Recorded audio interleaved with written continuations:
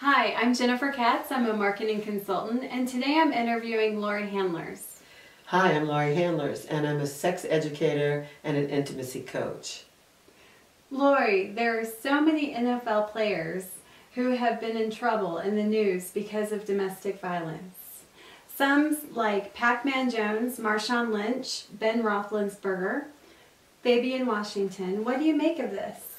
Well, Jen, it's a great question that you ask. You know, these athletes, NFL players to name a few, but other professional athletes also, the very thing that they're paid for, their talent, their sport that they're on the field with, is also can go into shadow. Like they have a lot of testosterone that runs the game. It's how they're able to do what they do. They're incredibly talented and they have this, a kind of a killer instinct for the game.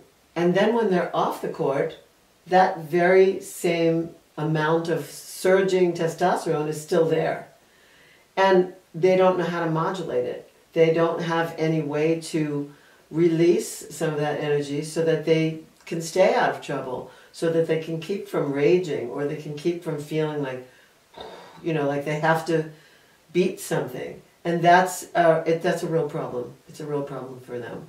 When you work with people who experience this same thing, this kind of rage, what is your solution in resolving this so they can have functional personal lives? Well, you know, the NFL is, in particular, is in a lot of trouble these days because so many players are out of control.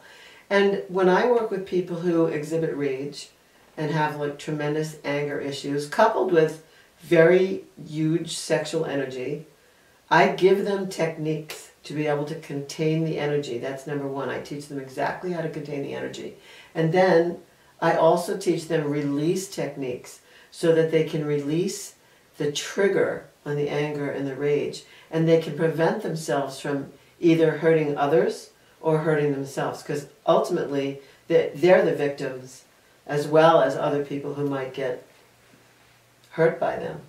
Can you tell me a story of someone who you've treated who experienced this and they came in very probably upset because they do have this rage in their personal life and they want to fix it?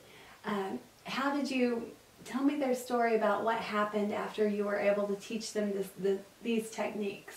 Okay, I've worked with quite a few people who were used to blowing people away with their anger. Either verbal anger or actually the kind of anger that could result in some kind of physical abuse. I've worked with people like this. They've seen me, not for terribly long either. I mean, I could work with somebody maybe in something like 10 or 12 sessions where the person came in and we did emotional release work right on the spot. Anger doesn't scare me because it's something that I've had to grapple with. Mm-hmm. So I've worked with people, they could be 10 times bigger than me since I'm only 5'2", but I work with them in expressing the anger in a healthy way. And they get the release and they start to kind of dig away at the slush fund, like of all of this stored stuff. And they start to calm down. But the thing is, it doesn't make them less effective in their lives. Actually, I've helped a lot of athletes in different sports fields, tennis, golf, and basketball. I've helped people be able to be as effective on the court, but less aggressive off the court. So I know that might be a concern that some of these athletes would have. Well, if you take away this rage that I have, I will be as able to perform on the field. Well, yes, you will. And you'll actually be happier. And your spouses and everyone around you will be happier. Mm-hmm. So I've worked with people in a number of sessions. I teach them these emotional release techniques. And I teach them really how to manage it. Once they've released some of that trigger mechanism, they start to be able to manage it in a way that they never knew was possible. And as far as the results and what they say after you solve this issue with them, how does this change their lives? Well, number one, they're happier, and all their friends around them are happier.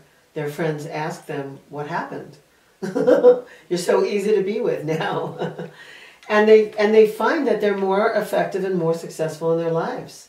Like they don't have to constantly be on guard that they're going to go out of control. And that's really, I mean, as living on the edge, as far as that can be so exciting, that can also be really scary for people who are out of control. I mean, these men have worked their whole life to get where they are in their careers, and they really don't want to blow it. I have to believe that. So the people that I have worked with are much happier in their lives and much more effective. They still can perform on the field, and they can be managed off.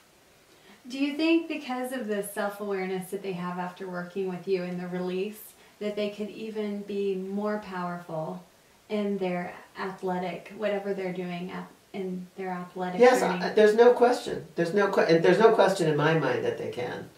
And, you know, they'll have to try me because, you know, I know they might have doubt, but I'm sure.